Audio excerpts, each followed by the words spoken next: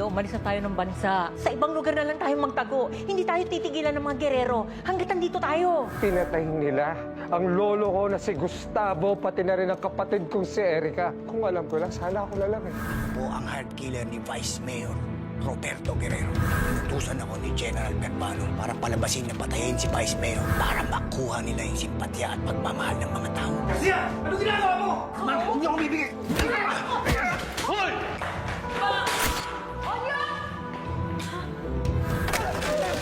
Kinuha niya ang pamilya ko, tay! Kinuha niya tanggol! Anak, ipunin mo lahat ng galit mo at ibuhos mo lahat sa kanya. Napaghiganti ko na si Erica. Napatay ko na si Tanggol. Napatay ko na ang demonyo kong kapatid.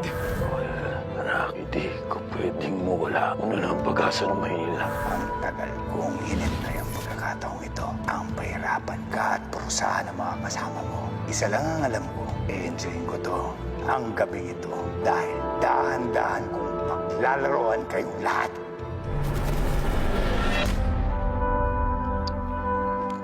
Hindi na to tama. Dami ng inosenteng buhay na nadadamay dito. Sayang. Siya pa naman yung susi para mapatunayan natin yung katiwalian ng mga gerero. Hindi pa tapos ang laban. Naghihiganti pa rin tayo. Eh paano? Eh kung sa sarili nga natin presinto, hindi natin alam kung sino magkakatiwalaan. May kakilala ako. Si Congressman Mojica. Pagtulungan nating ilabas ang katotohanan. Sige, mabuti pa puntahan niyo na si Congressman. Ako gagawa ng report na nangyari kay Onyok. Mag-ingat kayo, ha? Benjo! Sakay na! Bob. Sa San Dimas tayo. Sige po. Ay, nako. Masahol talaga tong mga gerero na to. Akalain mo ba may nagpopoteksta sa food poisoning, sinagasaan pa? Diyos ko naman, biktima na nga, biniktima pa nila. Ano ba yan? Mga kasama. Kong! May nakausap kami sa mga nagpoprotesta. At nakita daw nila doon sa rally si Tanggol. Tinding, alam mo ba to? Kamamatay lang ni Gustavo, baka mamaya maibintang sa kanya yan. O, si Tanggol nga din ho yung tinuturo ni Vice Roberto na nag-utos daw para ipapatay siya. Imposible, hindi gagawin ni Tanggol yan. At kung siya man ang may gawa niyan, ipagpalagay mo na. Sigurado ako may dahilan yan, malalim. Alam naman nating lahat. Isa na ang damdamin natin ni Tanggol at ng taong bayan na tama ang ginagawa ni Tanggol na labanan na kademonyuhan ng mga gerero, hindi ba? Tama.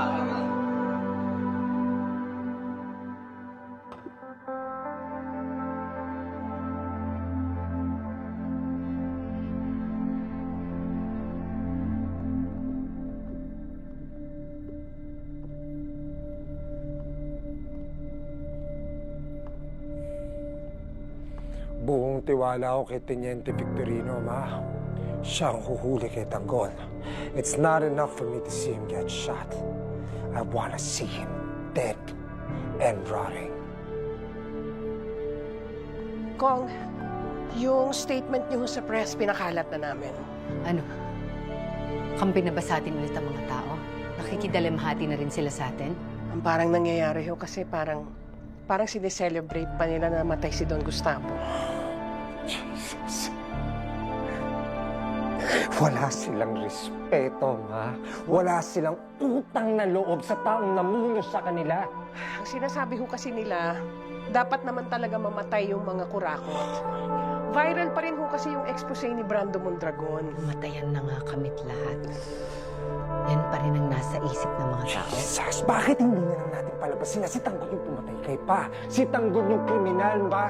Para magbagong pag-iisip nila sa atin. Hindi natin pwede gawin yan. Pag ginawa natin yan, baka maging bayani pa si Tanggol. Mas mahalin pa siya ng mga tao. But what the hell are you still doing here, Sandy? Leave!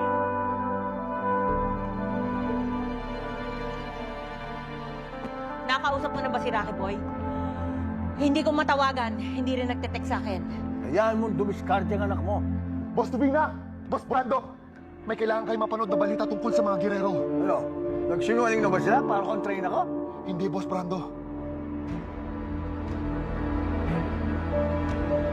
Nandito tayo ngayon sa Dominion Medical Center kung saan sinugod at diniklarang dead on arrival si dating Manila Mayor Gustavo Guerrero at apo nitong si Erica Guerrero. Ayon sa initial reports, inakush ang pamilya Guerrero na hindi pa nakikilalang mga kalalakihan. Ligtas naman sa pangyayari ang ibang miyembro ng pamilya Guerrero. Patuloy pa ang investigasyon sa motibo ng pagpatay. Sino Tanggol kaya may gawa nito? Kasama kaya nila si Rocky Boy nung pinatay nila si Don Gustavo? Sino mo bang gagawa nito? Tinupad lang naman ang sinabi niya, no? Pero Brando, ang gulo-gulo na ng sitwasyon. Una dahil dyan sa expose mo. At pangalawa dahil dito sa pagkamatay ng matanda. Siguradong tayong sisisihin ng mga Guerrero dyan. Kung gaganti sila, makanda ako anumang oras. Pero Brando, hindi natin kaya mga Guerrero. Hawak nila ang puwersa ng Maynila. Mamamatay tayo dito. Brando, dehado tayo dito. Kailangan na natin tumakas.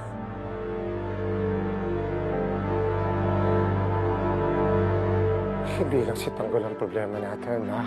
May kailangan pa tayong sikasuhin. Ang mga Mondragon at pagsira nila sa reputasyon natin. Hindi ko na yung babaliwalain, ma. Pakalaki ng bunganga ng hayop na Brando na yan. I will make them pay, ma. Uubusin ko ang buong angkan nila. Kikilos ka ng hindi mo ipapaalam kay Roberto?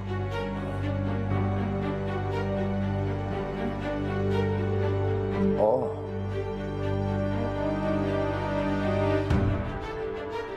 Sige, pakita mo kay Roberto na magaling ka, na mas magaling ka sa kanya.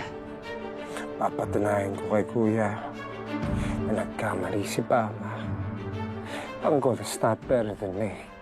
I'm Miguelito Guerrero. I am the best mayor this city has ever seen.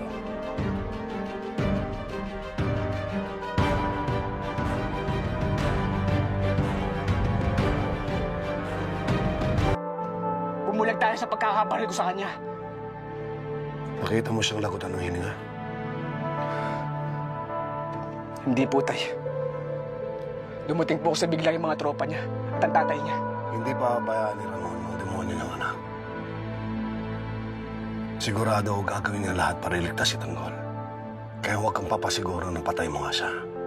At kung buhay man si Tanggol, hahantiin ka nun. Kasama ni Ramon at buong tropa niya. E di subukan niya, tay. Hindi ako natatakot sa kanya. Paulit-ulit ko siyang papatayin. Kapalit ng buhay na mag-ina ko. Huwag kang mag-aalala, anak. Paghahandaan natin si Tanggol. Titikay natin mag-ama ang kamatayan niya at lahat ng mga kasama niya.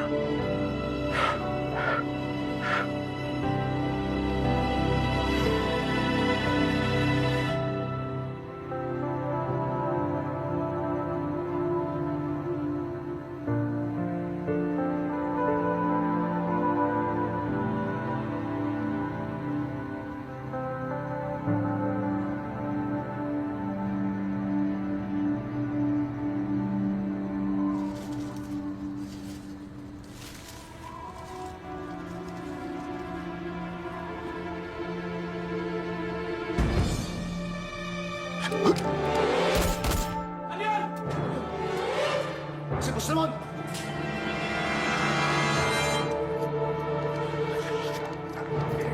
Tara, dito! Dito! Bilis! Tara, dito!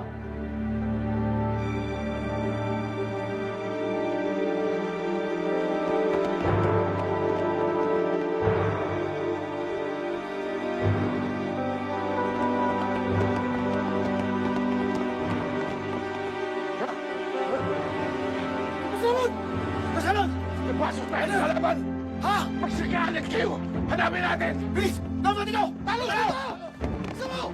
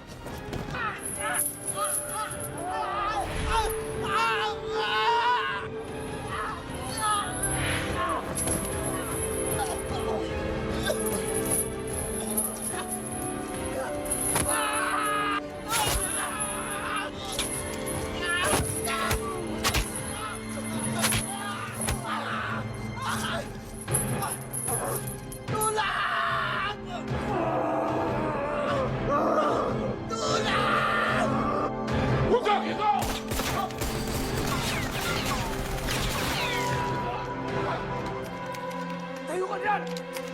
Putol ka! Tayo!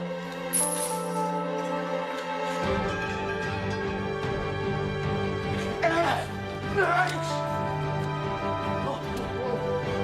Dahil...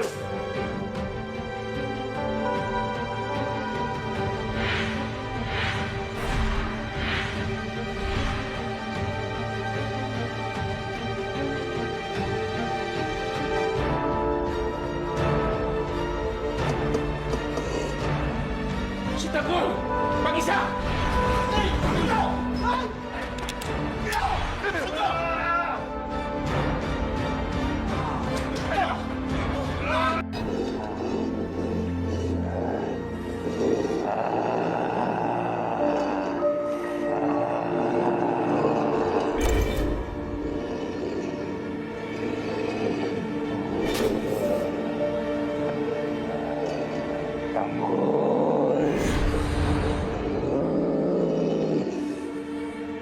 Tanggol, anong akala mo?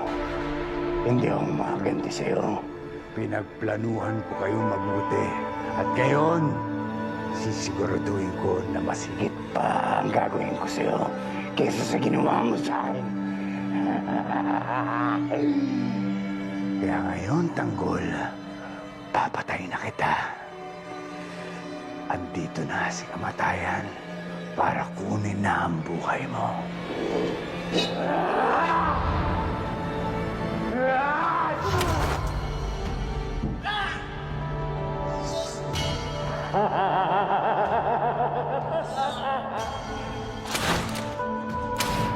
na kami maglagong siya dyan!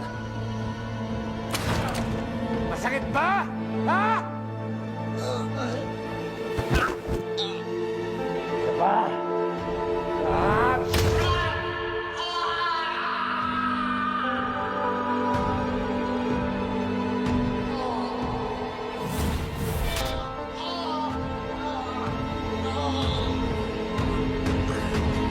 Ano, Tanggol?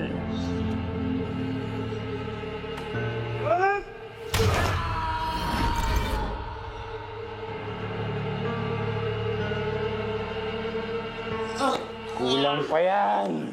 Higit pa sa ginawa mo sa akin ang gagawin ko sa'yo.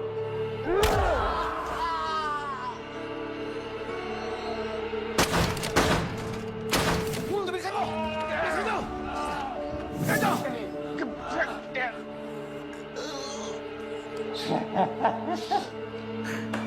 Dahan-dahan kita pahihirapan bago patayin hanggang magmakaawa ka sa akin. Napatayin na lang kita! Alis ka!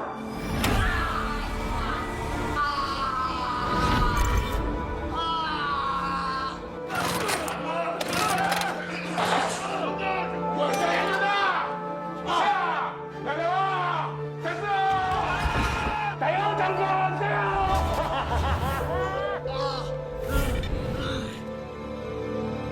Masarap ba?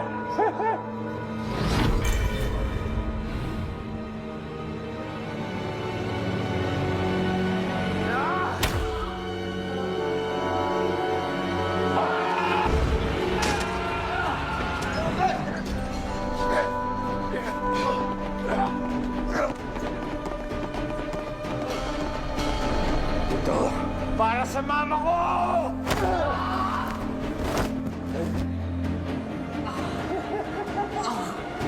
Ito naman, para sa akin!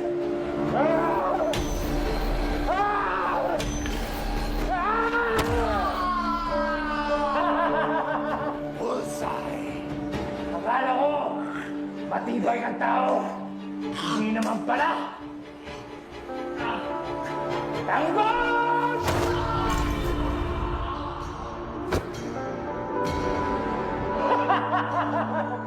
Ano? Lumaban ka, Tanggol! Napakadali mo palang patayin. Pinaikot ko lang kayo. Ngayon, nandito na kayo sa aking mga kamay. At sisiguraduhin kong di kayo makakalabas sa mansyong ito. Dahil lahat kayo dito ay ililibing ko. Sino ka? Ano ang trago ko sa'yo? Hindi mo ba ba ako natatandaan? Ako yung pinumpog mo sa hotel. Ayok ka! Kagantihan kita at hahanapin kita! At sisiguraduhin papatayin kita! Ako yung anak ni Divina na papatay sa'yo. Ayok ka!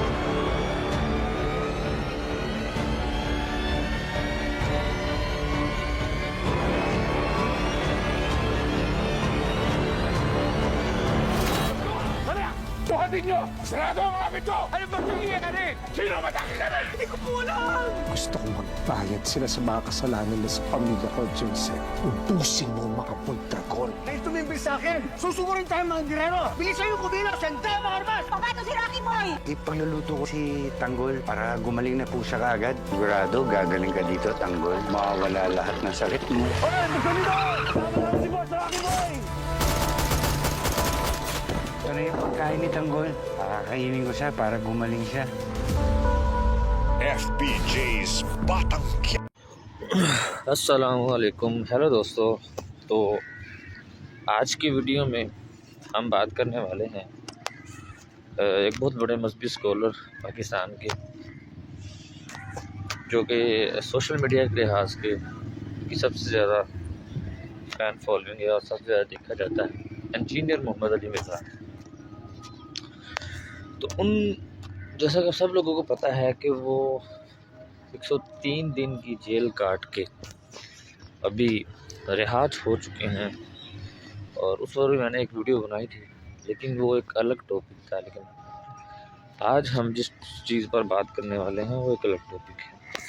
Engineer Mohammad अली मिर्ज़ा को किस तरह सज़ा सुनाई गई, किस तरह उनको गिरफ़्तार किया गया, फिर किस तरह उनको जेल में रखा गया, फिर वो रिहा हुए, ये सारी कहानी आप सब लोगों को पता है। लेकिन आज हम इससे आगे वाली कहानी के बारे में बात करने वाले हैं।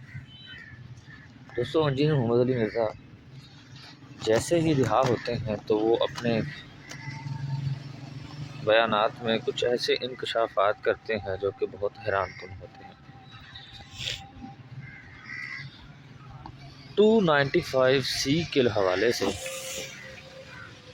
वो हमें इस तरह की मालूमात बताते हैं जो कि बड़ी हैरानकुन होती है। पिछले कोई 3 से 4 दिन पहले इंजीनियर मोहम्मद अली मिर्ज़ा ने इसी टॉपिक पर, इसी मामले पर शाहज़ेब खानज़ादा, जो कि जी न्यूज़ के बहुत बड़े एंकर हैं और बहुत बड़ा शो चलाते हैं, उनके साथ इंटरव्यू किया और उनको सारी मालूमात दी और कुछ इन्वेस्टिगेशन उन्होंने खुद भी की। तो इंजीनियर मोहम्मद अली मिर्ज़ा के बकौल 295C के ज़रिए बहुत नौजवान बच्चों और बच्चियों को वहाँ जेल में डाला गया है, और वो बिला वजह जो है वो सज़ा भुगत रहे हैं। एक बात जो कि हमें काफ़ी स्कॉलर से भी सुनने को मिलती थी कि 295C जो है वो बिल्कुल एक गलत जो है वो कानून है, क्योंकि ज़्यादातर पाकिस्तान में इसको अपने मफाद के लिए लोग इस्तेमाल कर रहे थे। लेकिन इस बात की हकीकत का इस लिहाज से और इस तरीके से नहीं पता था जिस तरह से इंजीनियर मोहम्मद अली मिर्ज़ा ने खोल के बताया। अब वो बताते हैं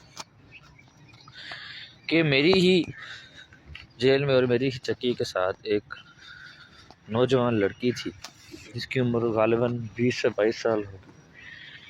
वो भी 295C की कैद काट रही थी, और जैसे जब ही मैं रिहा हुआ हूँ वैसे ही वो भी रिहा हुआ, लेकिन उसकी ज़िंदगी के अहम 10 से 12 साल जो कि उसने जेल में गुजारे हैं उसके ज़ाया हो गए।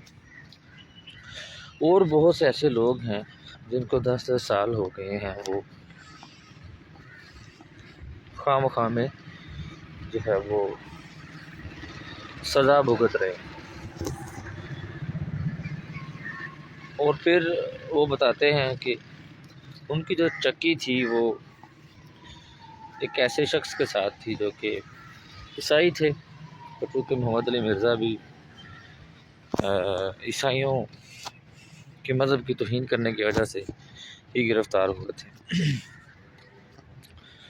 تو وہ بتاتے ہیں کہ ان کے ساتھ بہت اچھا تعلق تھا، اور وہ بہت اچھے انسان تھے جو بھی تھے، وہ ان کے ساتھ بڑا اٹھنا بیٹھنا تھا ان کے، کیونکہ ان کی چکی بالکل ان کے ساتھ تھی۔ اور وہ اس طرح کی چیزیں ہیں کہ وہ بتاتے ہیں کہ ایک قصہ ایسا بھی ہے کہ لڑکا جو ہے وہ رشتے کے نام پر اس پر خواہ مخواہ الزام لگایا گیا کہ اس نے 295 یعنی کہ اس نے مذہب کی توہین کی ہے، اور جج نے جو ہے اس کے خلاف فیصلہ سنا دیا۔